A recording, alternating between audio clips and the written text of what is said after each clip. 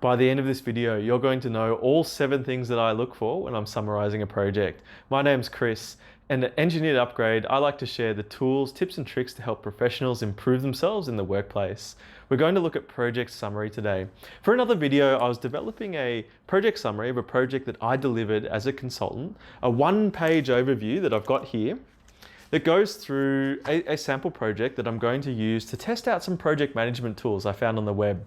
So if you're interested in that video, hit subscribe, follow along. But in this video, we're going to talk about the steps that I've used to build this 1-page summary. Now, it should be noted that this is the second draft of this summary. The first project summary I did spanned 2 pages. I've got it there on the table.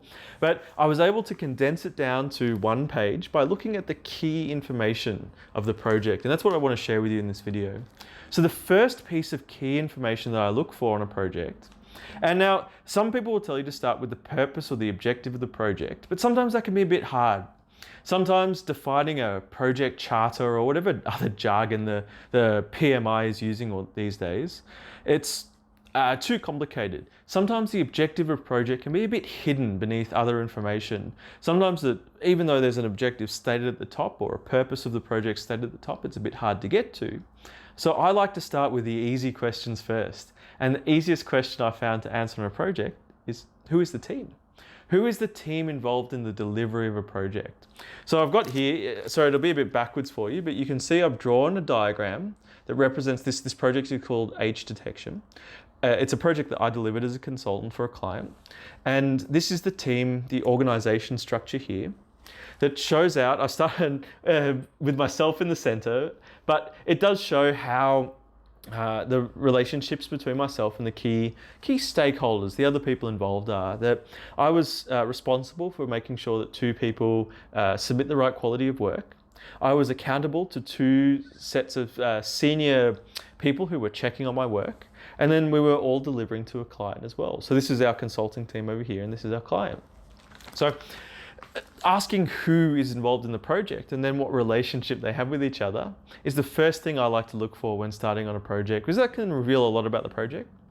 Now, the second thing I like to do is I've kind of done the order. Like I said, this is the second draft. So I kind of spread the order out a bit here. But the second thing I like to ask for is the tasks. What tasks? You can see I've got a list of tasks there. Sorry, it's backwards. But if you're interested in the video where I actually use this project sheet, hit subscribe. But this list of tasks is the tasks that are going to be done on the project, the things that the team are going to do, and then guiding towards the deliverable that's going to be delivered. In this case, it was a report. So one of the tasks that I've got on the page here is to write the report. And that was the key deliverable for this consulting engagement, was to put a report together.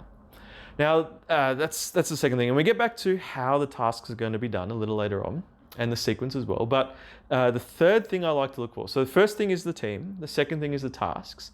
The third thing I like to look for is the interfaces. So this is how the different people, how the different organizations work together in the project, and how those interfaces might cause challenges. So in this case, I've drawn, it's a consulting project. So luckily there were only 2 organizations. There's our organization here, and there's the client organization here. But key to this, and this is why I like to think about the interfaces, is that our client project manager here, our client representative, was reliant on 2 further interfaces. He had 2 key stakeholders internally that he had to convince of our report. And this is why I like to leave the purpose to last, because convincing these stakeholders was the purpose of the report, not what was written on the brief or on the scope or anything like that. No, it was to convince these 2 stakeholders of a particular opinion. And so that's why I like to consider the interfaces and then to draw on where those key interfaces are. Now, one of the interfaces is the people involved. That's this top part here, the people involved, but there are other interfaces as well. Our work was contingent on this MF operations. So our work, this H detection, was contingent on MF operations. So I've drawn that in here just to remind myself later that there is an interface there, that our work is going to be affected by something else. I've also drawn on that the information and documents are coming from the client And so we're going to be reliant on that. That's something that we rely on. So for those interfaces, think about those interfaces. Think about what sort of prerequisites exist for the work. Think about what sort of people are involved. Think about what sort of deliverables or information is going to exchange between different parties.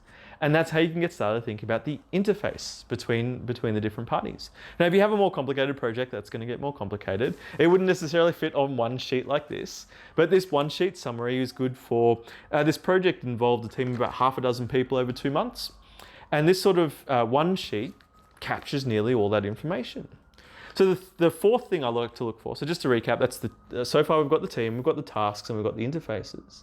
Now the fourth thing I like to look for is the program.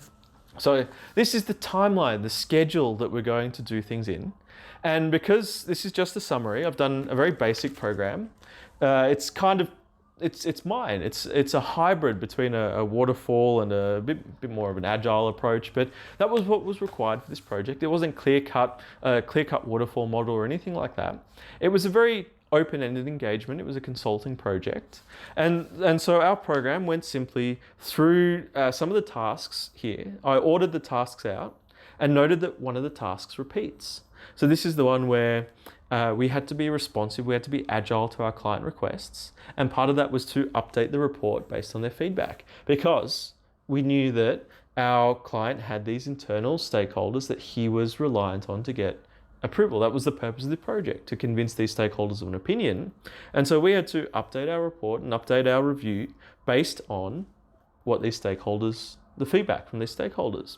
So this project basically went out as gathering some information, reviewing it, writing a report, and then updating that report. So quite a simple 2 months where this spanned over.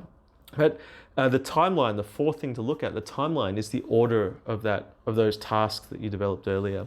Now that's a little bit different from the method. I like to consider the method second last, but before we get to, I've got the method down here on the one sheet as well. But before we get to the method, I like to think about the cost. So this one is quite simple to put the cost together here. All I've got is a graph that shows, it's hand drawn. I like to hand draw things rather than make it complicated on a computer or Excel. No, just a simple sketch, because this one page is just for my reference that I'm going to put into a project management tool later on. So all I did was a sketch, a graphical sketch. It's vaguely representative, it's nothing too accurate. That goes through each of the key tasks and then an estimate of the number of days for each person. And I did this one as a bit of a progressive demonstration to show that these 3 tasks and people are complete, and then that we've taken some of the time on this one and there's still some time remaining. Now this isn't representative of this. These aren't to scale. This is just to give an idea for me of how to do it. I've got an Excel sheet or a tracker or a task management tool that will tell me the actual numbers. But this one page is to give me an idea of to summarize the project. Rather than have to read through a project charter and a project plan and a scope document and all that sort of thing, no. I just keep it simple on this one page by thinking about the team, the tasks, the interfaces, the program, the cost, and finally the method. So the method is developed by in this case, G. G helped me to develop the method. We worked together to develop the method. And it's simply to go through and to ask for those documents, develop some review criteria, review the documents against that criteria, and then write the report. Seems quite straightforward. But we could have developed that criteria first, and we could have shifted this up to here and done that at the same time as asking for the documents. But this project, the amount of people resources allocated to this project was able to do it within the time frame that the client required it in. So we didn't need to rush or come up with anything innovative methodology-wise. But having the methodology here is one of the ways I like to summarize a project. So just to recap that, the ways I like to summarize the project are looking at the team, looking at the tasks the team are going to do. Now this could be related to the deliverables, whatever meets the scope, if there's anything listed there. To consider the interfaces between the various parties involved in the project. Then to consider the sequence of the tasks, the program, the time that's available, the time that we're going to take to do things. Look at the costs of the project, to summarize simply in a simple graph like this, the costs. And then to look at the method as well. Had a little brownout with the power, but yeah, the method is the last thing that I like to talk about. So that's my that's how I build this one-page project summary. If you're interested in more detail about any of these, I also did a video about how to analyze a project where it's a very similar set of steps. So I'll include a link to that one in the description below. Otherwise, hit subscribe and follow along if you're interested in what I'm actually going to use this one-page project summary for, because I'm going to use this to enter information into a project management tool to evaluate those different tools, to see how we can take advantage of various project management tools, because honestly for this one I did it in Excel, and I want to see if there are any better ways to manage a project. So a consulting project like this. So my name's Chris, and these are the sorts of ways that Engineered Upgrade can help you. I can put together, share the sorts of tools, tips and tricks that I've used over the years as a professional consultant and engineer to help you improve your professional life.